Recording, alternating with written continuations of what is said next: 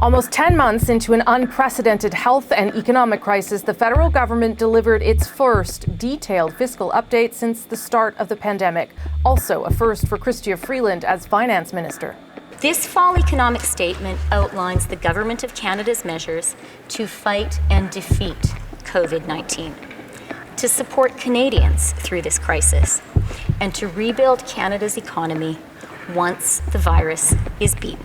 A post-pandemic recovery plan that includes a stimulus package of up to $100 billion. All this as the deficit for this fiscal year is now projected to reach a record $381 billion.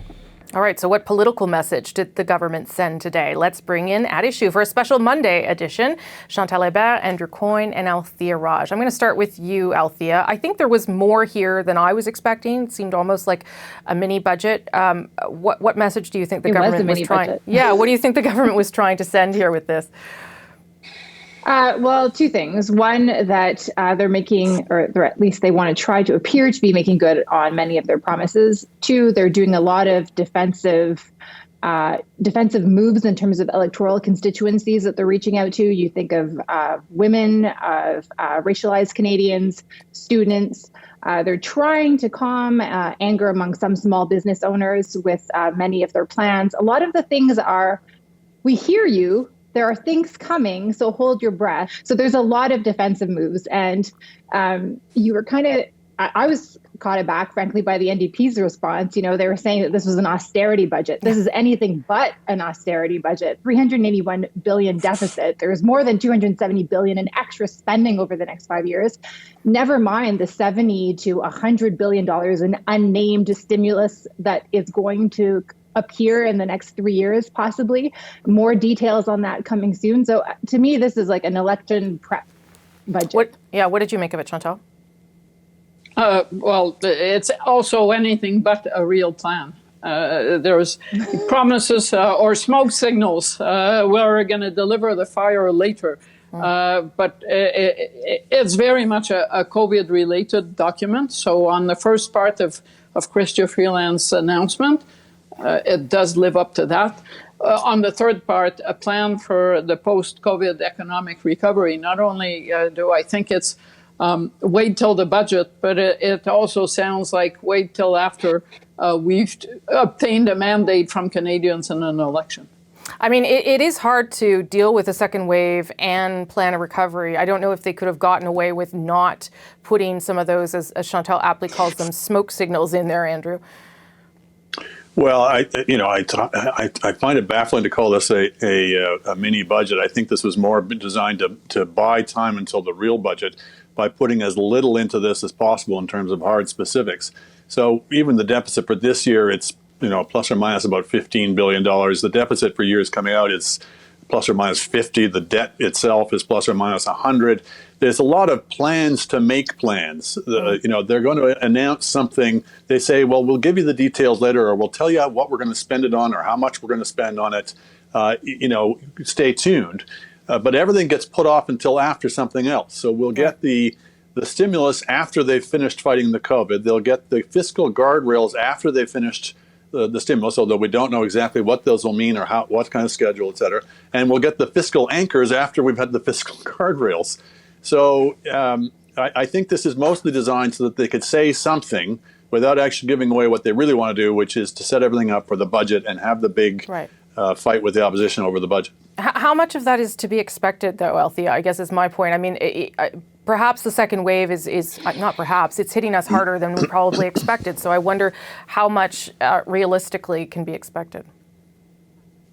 Well, I agree with Andrew on the plan to make a plan, on the stimulus, on the guardrails, on the anchors.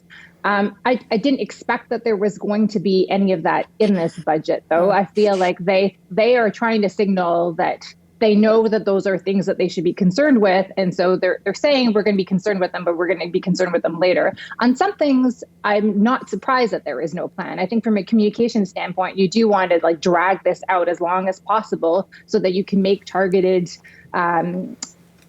press conferences and local news headlines and certain targeted seats and areas, because what this is also a very regionally specific budget. The fact that in this budget, they decide that they're going to create a new regional development agency for British Columbia. Like, there's so much packed into this that you can't read this and not think like, oh, they want to go in the spring. And if they don't want to go in the spring, that at least there's enough there for them to point the finger and say, well, see, look at these other parties. They prevented you from having all these goodies that we packed into this budget. Sure. Chantal, you want in?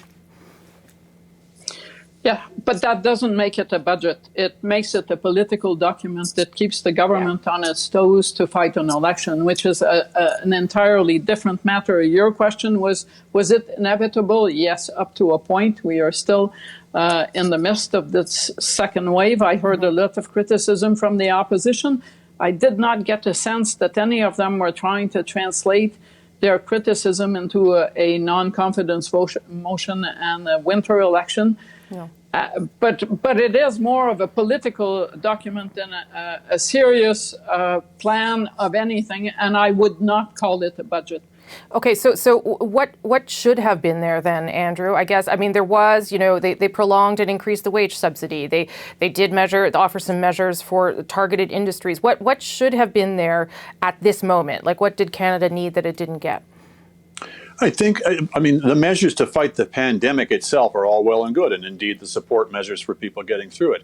I think it's looking forward. If they're trying to reassure business and investors, one of the things that can reassure them is some sense of forward motion on coming to grips with the deficit and the debt longer term.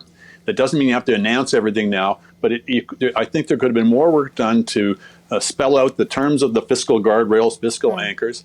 I think there could have been much more work done to say, look, we're going to take the hit on the pandemic, rather than saying, well, maybe we'll skate through on a best case scenario. Just say, look, we're going to have a really tough next couple of months in Canada. The pandemic is going to get much, much worse here. That probably means that the less good case scenario is the real deficit number. Let's just spell that out. If you're going to do a stimulus, why not just say it's going to be $100 billion, we'll do it this much in this much a year, rather than leaving yourself so much wiggle room as to leave people just confused. I only have about 2 minutes. Althea, you get 1 minute. So why then? Why leave so much wiggle room, as Andrew says? I think they don't know is the answer to that question. I want to say that I think that all budgets are political documents. They're very rarely financially maybe to Chantal's point, there could have been more financial certainty. But to me, all budgets are basically you're targeting who you want to target, and there's a message underneath that. Sure. I think they don't know. The first part of the budget is all about vaccine rollout and kind of protecting themselves against some of the criticism that I think has landed from the Conservatives about how, why is Canada at the back of the line or, not at the front of the line? Why didn't we invest more quickly in rapid testing? Why haven't those tests rolled out? Yeah. Maybe those are not fair decisions for the federal government, knowing that there's a lot of those rapid tests that are actually with the provinces. But I think they're planning for the worst, and she's trying to present a very, very optimistic scenario. You should see Chantal's face right now. You can't see it, but Chantal has things to say, then I got to go. Two things. One, this was not a pandemic health plan, so I didn't expect a rollout of vaccines coming from the finance minister. Miscasting here. But the other thing is, to budgets that are only political document, can we go back to the 1995 budget? Chrysler Freeland spent a lot of time talking to Paul Martin, who was hitting a fiscal wall. Yes. That was a budget, not a political document only. Okay, we got to leave it there, everybody. But guess what? You have to come back on Thursday. We'll have more to talk about then. Thank you. Appreciate it. Chantal, Andrew, and Althea.